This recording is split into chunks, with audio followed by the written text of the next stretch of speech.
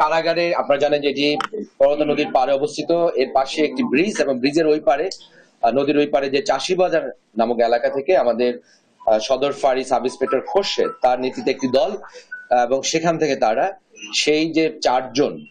মৃত্যু দণ্ডাদেশপ্রাপ্ত কয়েদি যারা পালিয়ে গেছে তাদেরকে ধরতে সক্ষম হয়। এবং এই ক্ষেত্রে আমি অবশ্যই বলবো আমাদের যে দলগুলো যারা ছিল, বিশেষ করে যারা এই অভিযানে নেতৃত্ব দিয়ে এই ৪ জনকে গ্রেপ্তার করতে পেরেছে, তাদের এখানে মূল যে কৌশল ছিল ক্ষিপ্রতা, দক্ষতা এবং দ্রুততম সময়ের মধ্যে পরিস্থিতি বিবেচনা করে তারা দ্রুততম সময় অভিযান পরিচালনা করে এবং সেখান থেকে ৪ জনকে আমরা ধৃত করতে সক্ষম হই। যেহেতু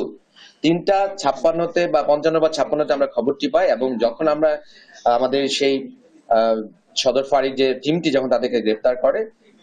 তখন ছিল ৪:১০, তার মানে খুব অল্প সময়ের মধ্যে কিন্তু আমরা কাজটি করতে পারি।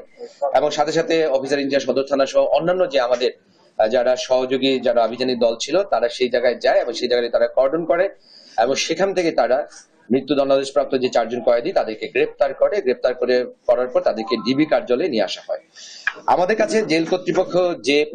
ছবি পাঠিয়েছিলেন সেই ছবি অনুযায়ী আমরা নিশ্চিত করতে পারি যে তারা সেই ৪ জন যে পলাতক যে কয়েদি মৃত্যুদণ্ডপ্রাপ্ত তারাই সেই ব্যক্তি। কিন্তু আমরা অপেক্ষা করছিলাম যে জেল কর্তৃপক্ষ তারা শারীরিকভাবে উপস্থিত হয়ে তারা আমাদেরকে শনাক্ত করে জানাবে, তার জন্য আমরা অপেক্ষা করি। এবং আজকে সকালে জেলার উনি আসেন এবং উনি এসে শারীরিকভাবে উপস্থিত হয়ে আমাদের ডিবি কার্যালয়ে তিনি শনাক্ত করেন যে এই ৪ জনই হচ্ছে জেলখানা থেকে পালিয়ে যাওয়া যে সেই ৪ জন যে মৃত্যুদণ্ডপ্রাপ্ত কয়েদি তারাই হচ্ছে সেই ৪ জন। এবং তাদের যে আমরা পরিচয় পেয়েছি তাতে করে নজরুল ইসলাম মঞ্জুর তার বাড়ি কুড়িগ্রাম, মোহাম্মদ ফরিদ শেখ তার বাড়ি বগুড়া এবং আমির হামজা তার বাড়ি নরসিংদী, মোহাম্মদ জাকারিয়া তার বাড়ি কাহালু বগুড়া। এই ৪ জনই হচ্ছে তারা বিভিন্ন হত্যাকাণ্ডের সাথে সংশ্লিষ্ট ছিল এবং যার ফলে তাদের মৃত্যুদণ্ড হয়েছে। এবং আমরা যেটি লক্ষ্য করেছি যে তারা অভিনব কৌশলে মূলত তারা তাদের যে বেডশিট ছিল সেগুলোকে তারা এক ধরনের সিঁড়ির মতো ব্যবহার করে তাদের যে প্রিজন সেলের যে ছাদের একটি প্রান্ত সেটি এক পাশে সেটিকে ফুটো করে তারা সেখান থেকে তারপর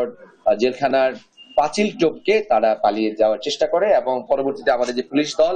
তারা তাদেরকে গ্রেপ্তার করে। আমি মনে করি এবং এই ক্ষেত্রে আমি বলতে পারি আপনাদেরকে মাননীয় ইন্সপেক্টর জেনারেল মহোদয় তিনি কিন্তু এই খবরটি পাওয়ার পর থেকে তিনি আমাদের সার্বক্ষণিক তিনি আমাদের নির্দেশনা দিয়েছেন।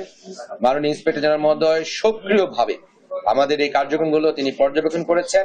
তিনি আমাদের সরাসরি নির্দেশন দিয়েছেন। আমাদের সম্মানিত ডিআইজি মহোদয় তিনিও কিন্তু আমাদেরকে তাৎক্ষণিকভাবে নির্দেশনা দিয়েছেন এবং আমাদের ঊর্ধ্বতন কর্তৃপক্ষ তারা সরাসরি আমাদের এই কার্যক্রমের সাথে তারা সম্পৃক্ত থেকে আমাদেরকে প্রয়োজনীয় পরামর্শ দিয়েছেন, নির্দেশনা দিয়েছেন এবং আমাদের অফিসাররা একটা টিম হিসেবে কাজ করে আমরা মনে করি আমরা এই কাজটি করতে পেরেছি। এবং আমি যেটা বলতে পারি যে আমরা জেলা পুলিশ আমরা সার্বক্ষণিকভাবে আমরা কিন্তু আমাদের কর্তব্যে নিবেদিত এবং আমরা অবিচল এবং আমরা দৃঢ়চিত্ত এবং যে কোনো চাঞ্চল্যকর ঘটনা ঘটুক যাই ঘটুক না কেন আমরা কিন্তু আমাদের কর্তব্য থেকে কখনো পিছুপা হই না। এবং আমি মনে করি আমাদের যে সকল অফিসার যারা এই রাতের বেলায় রাত ৪টার সময় সেই সময় যারা এত একটি জরুরি পরিস্থিতি যারা মোকাবেলা করেছেন, যারা নিজেরা শারীরিকভাবে উপস্থিত হয়ে অভিযান পরিচালনার মাধ্যমে এই ৪ জন পলাতক মৃত্যুদণ্ডাদেশপ্রাপ্ত কয়েদিকে গ্রেপ্তার করেছেন, তারা সত্যি তারা ধন্যবাদ পাওয়ার যোগ্য। এবং আমি বলতে চাই Bangladesh police, Rajshahi range police এবং জেলা পুলিশ বগুড়া আমরা এই ধরনের যে কোনো চ্যালেঞ্জ মোকাবেলা করে আমরা আমাদের যে আইনানুগ পদক্ষেপ সেটা আমরা গ্রহণ করব। এবং এই ক্ষেত্রে আমি মনে করি জেলা পুলিশ বগুড়ার পক্ষ থেকে সেই ধরনের ব্যবস্থা গ্রহণ করা হয়েছে। এখন যে কাজটি করা হবে যেহেতু তারা ৪ জন মৃত্যুদণ্ডাদেশপ্রাপ্ত কয়েদি তারা জেলখানা থেকে পলায়ন করেছে সেই জন্য এখন তাদের বিরুদ্ধে আবার একটি মামলা হবে এবং মামলা হওয়া সাপেক্ষে তাদেরকে আমরা বিজ্ঞ আদালতে সোপর্দ করব এবং বিজ্ঞ আদালত থেকে আবারও তাদেরকে নিশ্চয়ই জেলখানায় হস্তান্তর করা হবে।